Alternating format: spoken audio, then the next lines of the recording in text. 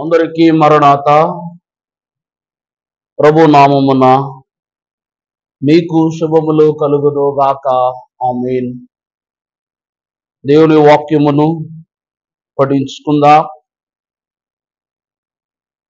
పరిశుద్ధ లేఖన భాగములో నుండి యోహాను సువార్త 1వ అధ్యాయం 7వ వచనము నుండి కొన్ని వచనాలను చదువుకుందాము.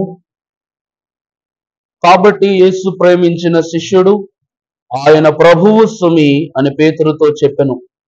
ఆయన ప్రభువుని సీమోను పేతురు విని వస్త్రహీనుడై ఉన్నందున పై బట్ట వేసి సముద్రములో దుమికెను. దరి ఇంచుమించు 200 మూరల దూరం ఉన్నందున తక్కిన శిష్యులు చేపలు గల వలలాగుచు ఆ చిన్న దోణిలో వచ్చిరి. వారు దిగి దరికి రాగానే అక్కడ నిప్పులను వాటి మీద ఉంచబడిన చేపలను రొట్టెయు కనబడెను. యేసు మీరిప్పుడు పట్టిన చేపలలో కొన్ని తీసుకుని రండిని వారితో చెప్పగా సీమోను పేతురు దోణి ఎక్కి వలను దరికి లాగెను. అది 153 గొప్ప చేపలతో నిండి ఉండెను. ఆమేన్. ప్రార్థన. మహాపరిశుద్ధుడు అయిన మా ప్రియ పరలోకపు తండ్రి, మహోన్నతుడా, నీకే స్తోత్రములు. నీ అనంత జ్ఞానమును బట్టి నీవు మాకిచ్చిన ఈ ప్రశస్త సమయము, ఈ ఆదివార దినము, ఈ పరిశుద్ధ ఆశీర్వాద ధన్యతా దినములో నీవు మా కొరకు ఏర్పాటు చేసిన ఈ ప్రశస్తమైన వాక్యమును ధ్యానిస్తూ ఉండగా నీవే మాలో ఉండి నీ వాక్కులను బయలుపరచి నీ ఆత్మశక్తితో మమ్మలను మహిమాన్విత దీవెనలతో మమ్మలను నింపి వేయుమని వాక్యమై ఉన్న యేసు నామములు మెక్కిలి వినేమగా బ్రతిమలాడి వేడుకొనుచున్న మా ప్రియ పరలోకపు తండ్రి. ఆమేన్. త్రిత్వ దేవుని యొక్క సకల ఆశీర్వాదము సదా మనందరకును తోడైయుండును గాక. ఆమేన్. ప్రభువునందు దేవుని ప్రియబిడ్డలారా, సంఘమైన వారులారా, దేవుని వాక్యమును బట్టి మనము చూసినట్లయితే యేసు క్రీస్తు ప్రభు వారు సముద్రపు తీరాన ఒక చోట ఆయన కూర్చుండి ఉండి నిప్పుల మీదగా కొన్ని చేపలను ఆయన కాలుస్తూ కొన్ని రొట్టెలను ఆయన దగ్గర ఉండుట శిష్యులైన వారు చూచినట్లుగా మనం గమనిస్తున్నాం. ఆ సమయమున ప్రభు యొద్దకు వచ్చిన శిష్యులలో త్వరపడి ప్రభు యొద్దకు పరుగులుడుతూ వచ్చిన శిష్యుడైనటువంటి పేతురు గారు ప్రభువును చూసి ఆనందపడుతూ ఉన్నప్పుడు ప్రభువారు అంటూ ఉన్నారు, శిష్యులారా, మీరు పట్టిన చేపలలో నుండి మంచి చేపలను కొన్ని తీసుకుని రండి అని చెప్పగానే భక్తుడైన పేతురు గారు త్వరపడి వెళ్ళి అది దోణి ఎక్కి వెళ్ళి ఆయన వలను ఆయన లాగినప్పుడు ఆ వలలో 153 గొప్ప చేపలను పేతురు గారు పొందుకున్నట్లుగా పట్టినట్లుగా మనం చూస్తూ ఉన్నాం. దేవుని వాక్యాన్ని బట్టి మనం చూసినట్లయితే 153 గొప్ప చేపలతో ఆ వల నిండెను. ఈ దినం చాలా ప్రత్యేకమైనటువంటి దినం. ఎందుకనగా ఈ దినము బైబిల్ మిషన్ స్థాపింపబడిన దినం. 5వ తారీఖు 5వ నెల 1938వ సంవత్సరం. బైబిల్ యొక్క వాక్కులు ఈ లోకమునకు కనపరచబడిన దినం. ఆ రీతిగా ఈ వాక్యాన్ని మనము చూసినట్లయితే దేవుడైన యెహోవా క్రీస్తు ప్రభువు అను నరునిరా ఆది అపోస్తలుల సంఘ నాయకుడైన పేతురు గారు అనగా కాపరిగా ధారాళముగా నింపబడినటువంటి చేపలు అనగా సంఘముగా ఇక్కడ 3 సంగతులు కనిపిస్తూ ఉన్నాయి. ఇక్కడ మనం చూస్తే ప్రభు వారు చేపలను తీసుకురండి అనటం వల్ల గొప్ప చేపలను తీసుకురండి అని అంటూ ఉన్నారు. అనగా సముద్రములో ఎన్నో చేపలు ఉంటాయి, కోటాను కోట్ల రెట్లు ఉంటాయి. అందులో పేతురు వలలో పడినటువంటి 153 చేపలు గొప్ప చేపలుగా మనకు కనబడుతూ ఉన్నాయి. ఆ రీతిగానే ఎన్నో మిషనులు ఉన్నాయి భూమిలో, కానీ బైబిల్ మిషనును రక్షణ వలలో పడిన ఘనమైన సంఘమును చేపలమే మనం. ఇది దేవుడు చెప్పగా బయలుపరచిన బైబిల్ మిషను. ఆనాడు దేవుడే క్రీస్తు ప్రభు రూపేణ పేతురు ఆ మాదిరిగాను వలవై, ఆ ప్రాంతం మీదుగాను వలవై, ఆ దిశ మీదుగాను వలవై అని చెప్పినప్పుడు ప్రభువు మాటను అనగా ఆయన చెప్పినది చేసిన పేతురునకు ప్రభు ఇచ్చిన స్వాస్యము చేపలు. ఈరోజు ప్రభువు చెప్పగా దైవజనులు బైబిల్ మిషన్ను ప్రభు యొద్దను అందుకుని సంఘమును విస్తారమైనటువంటి చేపలుగా మళ్ళీ తయారు చేశారు. ప్రభువుని దేవుని ప్రియబిడ్డలారా, మనము ఈ దినమున ఎలాంటి చేపలుగా ఉంటూ ఉన్నాము, ఈ దినము మనం ఎటువంటి చేపలుగా వ్యవహరిస్తూ ఉన్నాము, ఈ దినము మనం ఎటువంటి చేపలుగా ప్రభువులో సాగుతూ ఉన్నామన్నది పరిశుద్ధ దేవదేవుడు మనతో మాట్లాడుకొనదలుచుకుంటూ ఉన్నారు గనక పరిశుద్ధ లేఖన భాగములో నుండి వచన భాగమును మనం చూసినట్లయితే యోనా గ్రంథము 2వ అధ్యాయము 10వ వచనమును మనము చదువుకున్న రాస్తూ ఉన్నారు. అంతలో యెహోవా మత్స్యమునకు ఆజ్ఞ ఇయ్యగా అది యోనాను నేల మీద కక్కివేసెను. ప్రభువునందు దేవుని ప్రియవిట్లారా, మనము చేప యొక్క వైనాన్ని ప్రప్రథమముగా యోనా గ్రంథములోనే గమనిస్తాం. ఈ దినాలు మనం చూసినట్లయితే సంఘ కాపరి సంఘమునకు ఆశ్రయం, సంఘము కాపురినకు ఆశ్రయం, మనకు క్రీస్తు ప్రభు వారి కాపుదల ఆశ్రయం.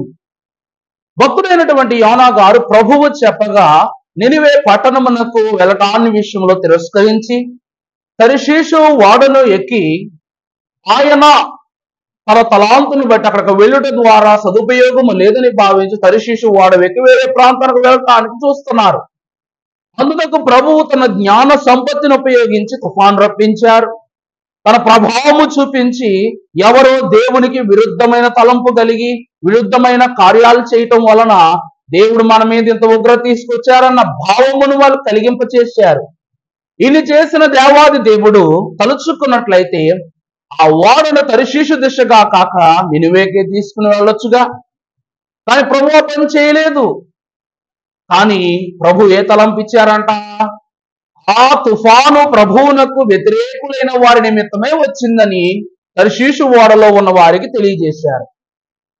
నా నిమిత్తము వీరు శోధన పడటము భావ్యము కాదని భావించిన యోనా అంటూ ఉన్నాడు, ఇది నా నిమిత్తం వచ్చిన తుఫానే. ప్రభు నన్ను నినివేకు వెళ్ళమంటే తర్షీషు ఓడెక్కాను, అందుకే ప్రభువునకు కోపం వచ్చి ఈ పని జరిగించారు. అందువలన మీరు నన్ను ఈ తుఫానుల నుండి మీరు తప్పింపబడాలి అంటే నన్ను సముద్రంలో పరవేయండి, వెంటనే తుఫాను అవుతుందని చెప్పారు.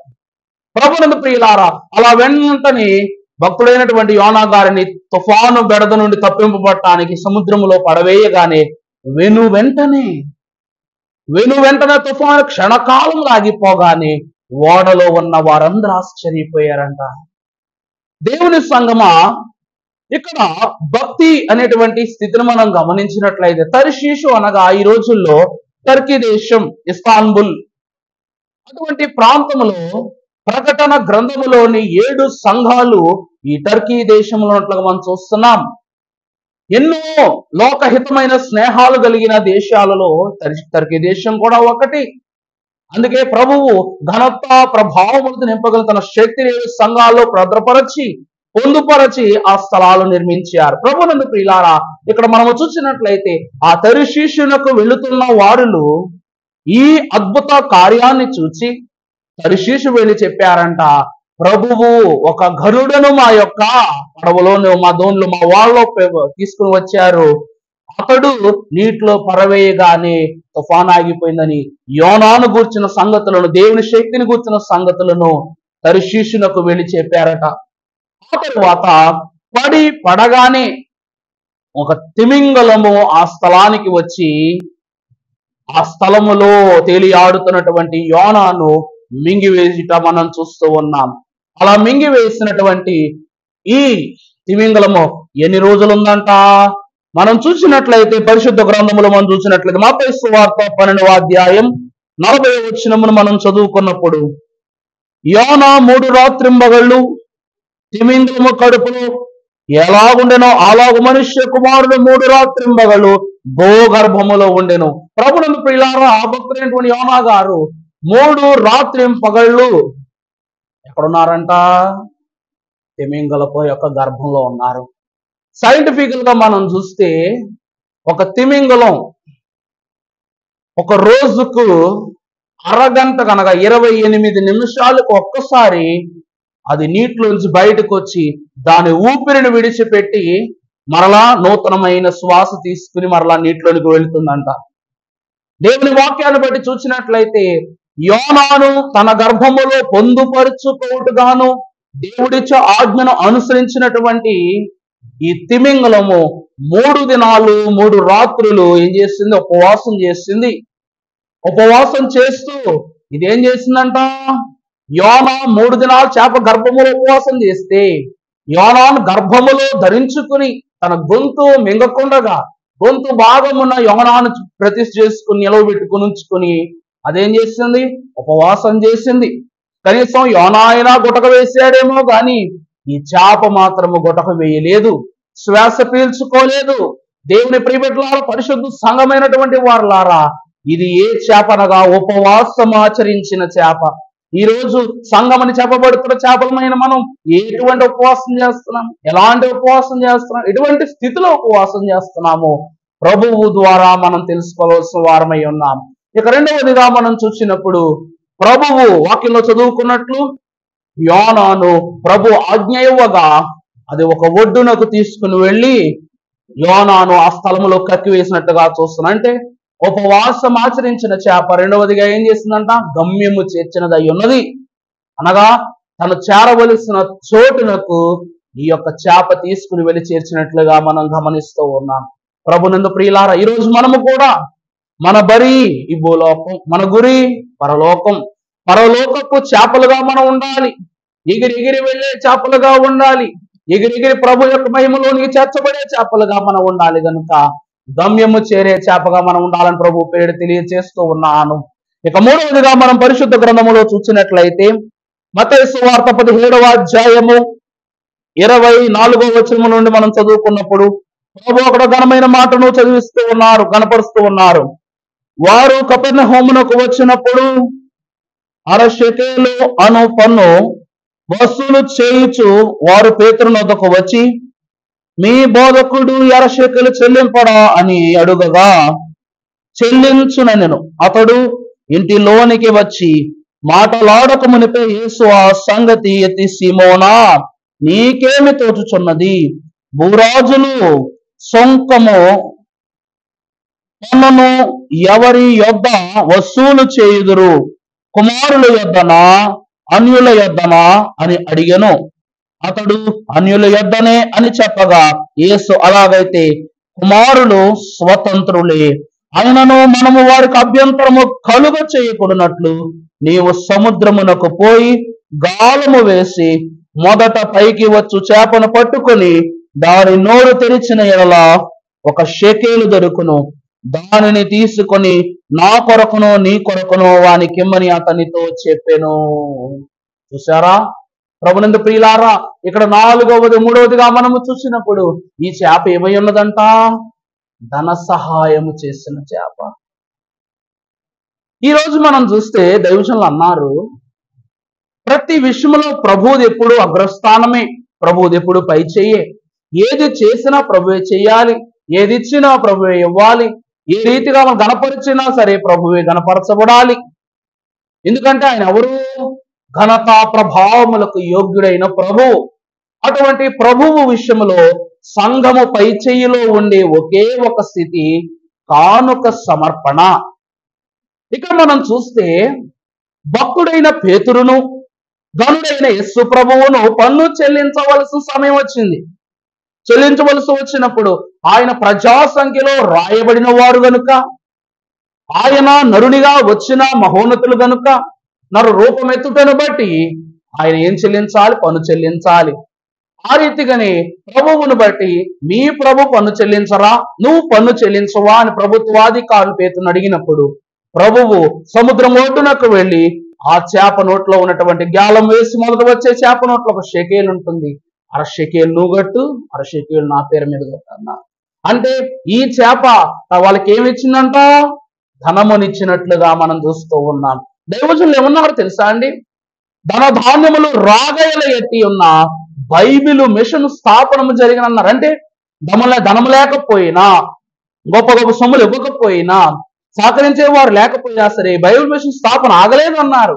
అలాగే ప్రభు వారి యొక్క మహిమ దీవెనలో ప్రభు ఏ రోజు సొమ్ము ముట్టుకుని ఏ రోజు సొమ్ముతో ఘనత పొందుకున్నవారు కాదు. కానీ ఎవరికి ఎంత అవసరం అంత ఇచ్చారు, ఎవరికి ఎంతెంత కావాలంత ఇచ్చారు. ఆయన తప్ప సొమ్ముతో సొమ్మసిల్లిపోతూ ఉన్న వారందరికీ ప్రభు ఏమిచ్చారు? స్వాస్థ్యాన్ని ఇచ్చిన వారు కనబడుతున్నారు. అటువంటి ప్రభువు ప్రజా సంఖ్యలో వ్రాయబడుటను బట్టి ప్రభుత్వం అడిగిన ప్రశ్నకు ఈ చేప అనగా సంఘముతో పోల్చబడిన మనం ఈరోజు ప్రభువుకి ఇచ్చే ప్రతి కానుక ఆనాడు ప్రభు చేప దగ్గర నుండి కోరుకున్న కానుకగా ఏర్పాటు చేసుకున్న కానుకని భావించవచ్చు. ఇదేమిటనగా కానుక ఇచ్చిన అనగా ధన సహాయము చేసేద చేప. ఇక 4వదిగా మనము గమనించుకున్నప్పుడు పరిశుద్ధ లేఖన భాగములో లూకాసు వార్త 24వ అధ్యాయం 41వ వచనం మనం చదువుకోండి. అయితే వారు సంతోషము చేత ఇంకనూ నమ్మక ఆశ్చర్యపడుచుండగా ఆయన ఇక్కడ మీ యొద్ద ఏమైనా ఆహారము కలదా అని వారిని అడిగెను. వారు కాల్చిన చేప ముక్కను ఆయనకిచ్చిరి. ఆయన దానిని తీసుకుని వారి ఎదుట భుజించెను. ప్రభునందు ప్రియులారా, 4వ ఆశీర్వాదం మనం చూస్తే ప్రభువారు ఏం చేస్తున్నారు? ఆయన ఆకలితో కోరుకుంటూ ఉన్నారు. తినడానికి ఏమైనా ఉన్నదా? ఒక చేప మొక్క అయినా ఉన్నదని కోరుకుంటున్నారు. అక్కడ ఏమన్నా రాసిన 42వ వచనంలో వారు కాల్చిన చేపను మొక్కను ఆయనకి ఇచ్చిరి. ఆయన దానిని తీసుకుని వారి ఎదుట భుజించెను. ప్రభునందు ప్రియులారా, దైవజనులు దేవదాసయ్య గారు అన్నారు, యేసు క్రీస్తు ప్రభు వారి శరీరాన్ని భుజించినది సంఘం.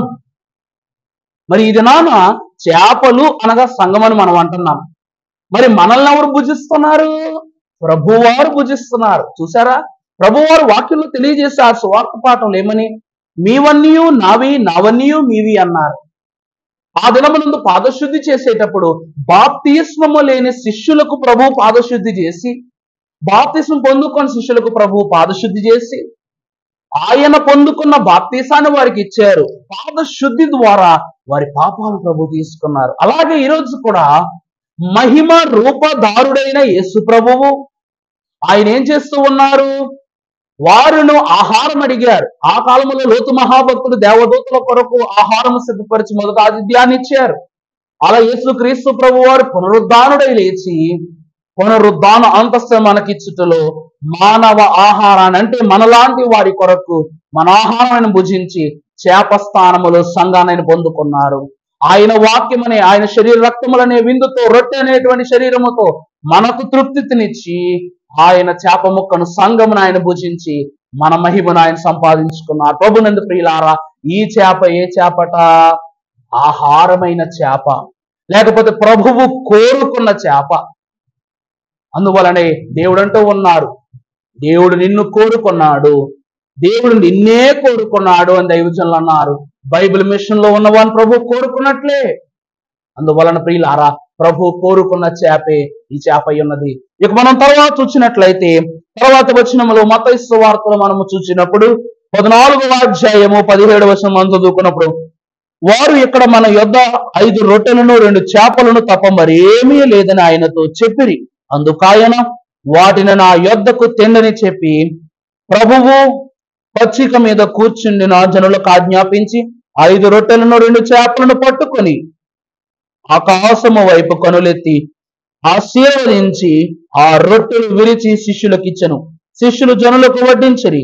వారందరూ తిని తృప్తి పొందిన తరువాత మిగిలిన మొక్కలు 12 గంపలకు నిండా ఎత్తి స్త్రీలను పిల్లలను గాక తక్కిన వారు తినిన వారు ఇంచుమించు 5,000 మంది పురుషులు.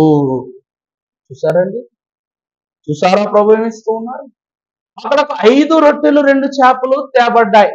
ఇప్పుడున్నాయి 2 చేపలే. ఆ 2 చేపలను ప్రభు ఆకాశము వైపుకు ఎత్తి తండ్రి వైపు చూసి ప్రార్థన చేయగా ఆ ఆహారం అందరికీ తృప్తిగా ఇవ్వబడిన ఆ ఆహారమునకు తండ్రి గారు మన దైవజనులు పెట్టారు సమృద్ధినిచ్చిన చేపలు. బైబిల్ మిషన్ స్థాపించినప్పుడు అండి 10 సంఖ్యలో కూడా జనం లేరు.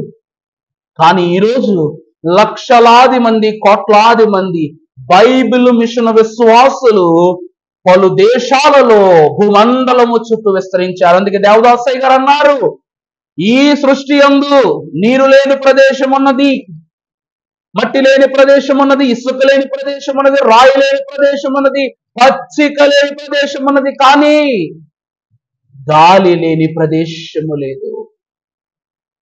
సముద్రపు దిగంతములకు వెళ్ళినా గాలి ఉంది, అగాధ జలములకు వెళ్ళినా గాలి ఉంది, లోతైన పర్వత శ్రేణులకు లోయలోనికి వెళ్ళినా గాలి ఉంది. అంటే సమస్త సృష్టి యావత్తునకు బైబిల్ మిషన్ వ్యాపించి ఉన్నదని చెప్పటంలో ఏ మాత్రము సందేహం లేదు. ప్రియులారా, దేవుని ప్రియబిడ్డలారా, ప్రభు అంటూ ఉన్నారు, 2 చేపలు 5,000 మందికి విస్తారముగా పంచబడినట్లుగా బైబిల్ మిషన్ వాక్యాహారము, దైవజనుని ప్రార్థన, పరిశుద్ధ దేవదేవుని సన్నిధి ఈ భూమండలము చుట్టూ విస్తరించినట్లుగా, పని కొరకు ప్రతిష్ఠ చేయబడినట్లుగా దేవదేవుడు మనకు తెలియజేస్తూ ఉన్నారు. గనుక ఈ దినమున 5 ఆశీర్వాదాలు చేప ద్వారా మనం తెలుసుకున్నాం. ఈ దినాన మనం ఏ చేపలమై ఉన్నాం? ఏ చేపలుగా ఉండాలి? మొదటిగా మనం చూస్తే ఉపవాసం చేసే చేపలుగా ఉంటాం. రెండవదిగా ప్రభు గమ్యం చేరే చేపలుగా ఉన్నాం. మూడవదిగా ప్రభువునకు అనగా ధనసహం కానుక ఇచ్చే చేపలుగా ఉండాలి. ఇక 4వదిగా చూస్తే సమృద్ధిగా విస్తరించే చేపలుగా మనం ఉండాలి. ఇక 5వదిగా చూసినప్పుడు ప్రభువు కోరుకున్న చేపలుగా ఉండాలి. ఈ 5 ఆశీర్వాదాలు కలిగిన చేపలుగా మనం ఉంటే 6వదిగా రాకడ మేఘమెక్కే చేపలుగా ప్రభు మనల్ని ఏర్పరచుకుంటారు. గనుక బైబిల్ మిషను ఎగిరి వెళ్లే మిషను గనుక, పైకి ఎగిరి వెళ్లే మిషను గనుక, అట్టి మిషనులో బైబిల్ మిషను సంఘముగా విస్తారమైనటువంటి దేవుని దీవెనలు పెంచి పోషింపబడే భాగ్యము, పరలోకపు చేపలమైన మనలను ప్రభు యొక్క మహిమ విందులోనికి మనం తీసుకుని వెళ్ళి ఆయన మహిమలో కొనసాగే ధన్యత త్రిత్వ దేవుడు చేరి వచ్చిన మీ అందరకును ముమ్మరముగా దయచేయునుగాక. ఆమేన్. పరిశుద్ధుడా, నీకు అనేక వందనములు. ఈ కొద్ది మాటలు మీరే మాలో ఫలింప చేయండి. విన్న నీ బిడల యొక్క తలంపు యందు వాక్య మహిమను విస్తరింపచేసి సదా నీ ఆత్మ తోడు మీరు అని బిడ్డలకు అనుగ్రహింపజేసి మహిమ, ఘనత, కీర్తి, ప్రభావములు పొందుమని యేసు నామములు మిక్కిలి వినయముగా బ్రతిమలాడి వేడుకొనుచున్న మా ప్రియ పరలోకపు తండ్రి, ఆమేన్. ప్రభు దీవించి ఆయనే మహిమ పొందునుగాక. ఆమేన్. మరణాత మరణాత.